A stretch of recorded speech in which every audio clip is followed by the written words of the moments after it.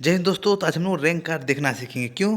क्योंकि mostly student लगभग 90% student को रैंक कार्ड देखने में काफ़ी परेशानी हो रही है। आप लोग रैंक कार्ड नहीं देख पा रहे हो, आपको आइडिया नहीं चल पा रहा है कि किस रैंक बेसिस पे आपका सिलेक्शन होने वाला है।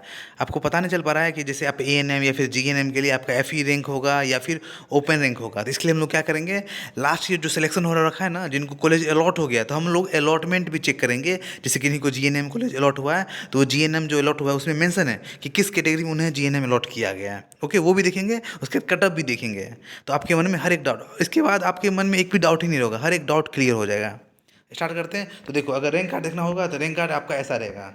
ठीक है, ये कुछ इस टाइप से रैंक कार्ड आपको दिखाई देगा।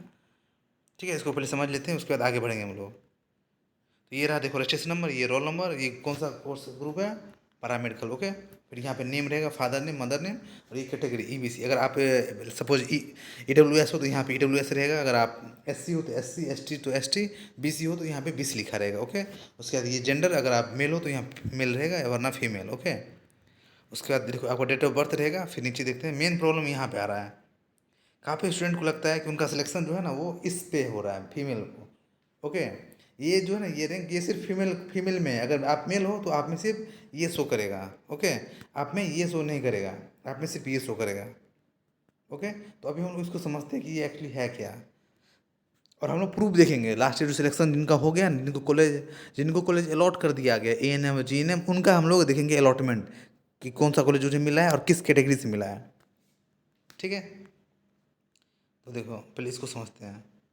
तो ये क्या है, यूआर, देखो इनका यूआर में इतना रैंक आया, ईबीसी में इतना रैंक है और आरसीजी में इतना रैंक है। तो समझते हैं कि कैसे है ये क्या है, यूआर रैंक। तो इसका मतलब क्या हुआ ना, जितना भी स्टूडेंट एग्जाम दिया है, सपोज मानो 2 लाख स्टूडेंट अगर एग्जाम दिया है ना, तो 2 लाख में इनका रैंक इतना आया है। टोटल स्टूडेंट जितना भी स्टूडेंट एग्जाम दिया है उनमें इनका सिलेक्शन हुआ है और उनका इनका इतना रैंक आया है।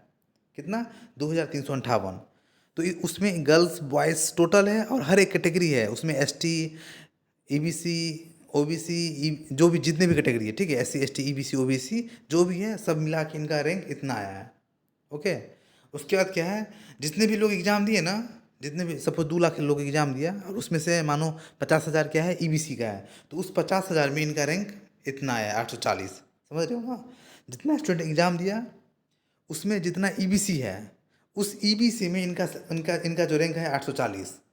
इसमें बॉयज़ और गर्ल्स दोनों हैं। ठीक है, देखो गर्ल्स बॉयज़ इसमें भी है, लेकिन इसमें हर एक कैटेगरी का गर्ल्स बॉयज़ है। और इसमें भी गर्ल्स बॉयज़, लेकिन इसमें क्या है, इसमें सिर्फ ईबीसी का गर्ल्स और बॉयज़ दोनों हैं।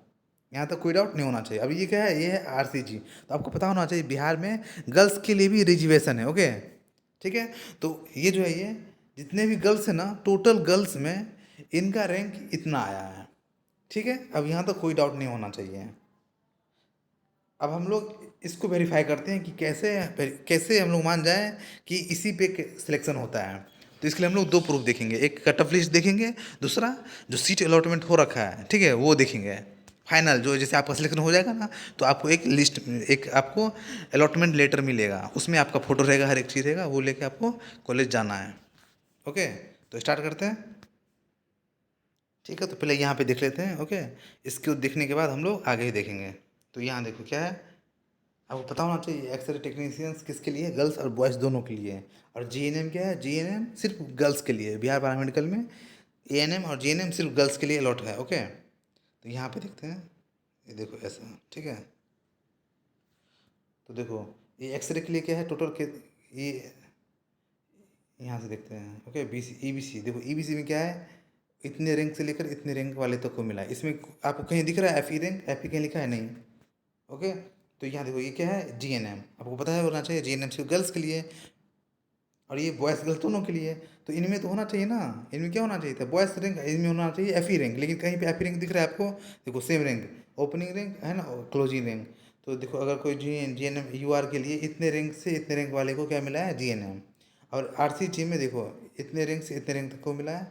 और एस सी में देखो 73 रैंक से लेकर 222 रैंक तक को क्या मिला है, जी एन एम मिला है। लेकिन इसमें कहीं एफ ई रैंक दिख रहा है, नहीं दिख रहा है ना। इसके अलावा एक और प्रूफ हम लोग देखते हैं, जो सीट अलॉटमेंट हो रखा है। ठीक है, तो ये रहा, देखो ये कुछ इस टाइप से देखिए, अगर आपका सिलेक्शन हो जाएगा फाइनल, तो ये इस टाइप से रहेगा। ओके, यहाँ पे देखो ये आपका सिलेक्शन रहेगा, जो कॉलेज मिलेगा, आई हैव है ना, देख रहे हो ना, I have chosen G N M diploma in G N M schools, है ना, महाराजगंज सिवान। तो इनको क्या हुआ था, इनको पहले कॉलेज अलॉट हुआ था, ये है, ये रहा। हाँ, देखो ये प्रीवियस सीट अलॉट है ना, क्या है, सदर hospitals east Champaran OT assistant इनको मिला था, जबकि इनका रैंक अच्छा था। देखो आप इनका सिलेक्शन देखते हैं यहाँ, देखो है ना रिमार्क, ये दूसरा स्टूडेंट, ठीक है, इनको भी देखेंगे, पहले ये स्टूडेंट देख लेते हैं।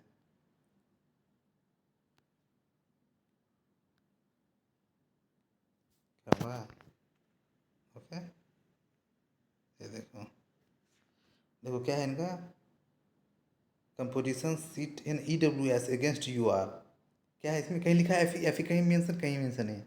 और क्या सीट अलॉटेड रैंक, क्या है seat category rank, allotted category rank 669, इनका रैंक था 669, किसमें, EWS में, ओके। तो क्या हुआ था, इनको फर्स्ट में इसको इन्हें मिला था OT असिस्टेंट, लेकिन क्या हुआ फिर इनको ऑटो अपग्रेड में, मतलब मैं आपको फिर से एक्सप्लेन करूंगा जब कोई आपका सीट अलॉटमेंट हो जाएगा ना, इस अभी जो आएगा फर्स्ट राउंड, उसके बाद इसमें सीट अलॉटमेंट, जैसे आप अपने सीट से संतुष्ट नहीं हो तो आप ऑटो अपग्रेड कर सकते हो। तो ऑटो अपग्रेड में क्या होगा ना, इस जैसे सपोज मानो 10 कॉलेज आप डाले हो, आपका इस कॉलेज में सिलेक्शन हो गया है, ठीक है, अलॉट हो गया, तो आप चाहते हो नहीं, इससे आप संतुष्ट नहीं हो, आप चाहते हो मुझे कोई और कॉलेज मिले, तो आपको आपके पास एक और ऑप्शन रहेगा ऑटो अपग्रेड करके, कि इससे ऊपर का कॉलेज आपको मिल सकता है, अगर कुछ ना मिला तो यही कॉलेज रह जाएगा, ओके। तो पूरे यूट्यूब पे आप देख लेना, ऑटो अपग्रेड का वीडियो ना सबसे पहले इसी चैनल पे मिलेगा आपको। डेट आप देख सकते हो, डेट मेंशन करना है, ऑटो अपग्रेड का चैनल इस चैनल से, और यूट्यूब का कोई भी चैनल, ओके, क्योंकि इससे पहले किसी को आइडिया नहीं था कि ऑटो अपग्रेड कुछ होता है, इस नाम का चिड़िया भी कुछ है। तो देखो इनका रैंक देख सकते हो, अच्छा रैंक था इनका। तो उसके बाद यहाँ पे क्या है, आई हैव चोजन GNM कॉलेज, देखो यहाँ पे इनका UR का रैंक देखो कितना था, है ना, लेवल में देखो, institute level at my merit UR 8861। उसके बाद इनका रैंक देखते हैं, देखो इनको क्या मिला है, ANM, यहाँ देखो क्या है, यूनिवर्सिटी है ना, एलोटेड कैटेगरी रैंक क्या है, 2961, और इनको मिला है ANM, ठीक है, कैसे पता चलेगा, यहाँ देखो,